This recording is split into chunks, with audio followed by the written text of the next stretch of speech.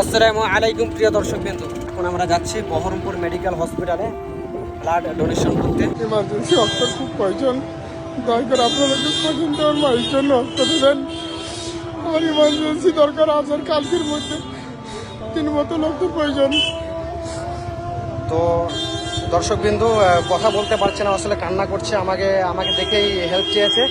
তো আমার যারা অ্যাক্টিভেটের মধ্যে আছেন অবশ্যই সাড়া দেন। তুমি কোথায় ছিলে এবং হঠাৎ করে কিভাবে এলে? আমি একটা কাজে ছিলাম বহরমপুর, আমি দেখলাম যে এরকম ব্যাপার, একটা ও পজিটিভ রক্তের প্রয়োজন। তো আমার অলরেডি 3 মাস হয়ে গেছে।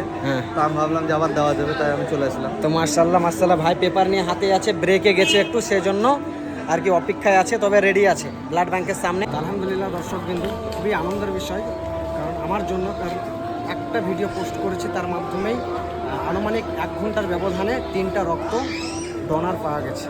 তো 3 ব্যাগ রক্তের ব্যবস্থা হয়ে গেছে আলহামদুলিল্লাহ। তো এই ভাইয়ের মুখ থেকে আমরা জেনে নেব তার অনুভূতিটা কি। কারণ আমি 5 থেকে 6 দিন থেকে অ্যাডমিট আছি আমার মাকে নিয়ে।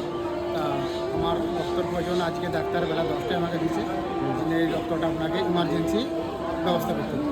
আমি 10টা থেকে বহু জায়গায় গিয়েছি, অনেক অফিসিয়াল গিয়েছি, আমাকে নিয়ে গেছে না জন্য। সব জায়গাতে খালি বলছে কোনো রক্ত নাই, রক্তের কোনো ব্যবস্থা পারবো না, এই রক্ত পিছিয়ে।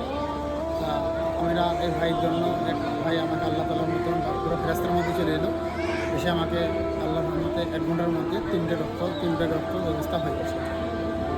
হয়ে গেছে যারা রক্ত দিচ্ছে আল্লাহ তাদেরকে সালামতে ভালো রাখুক, সুশান্তিতে রাখুক, আমার স্কুলের রক্ত দান করুক, আমার এটাই কামনা।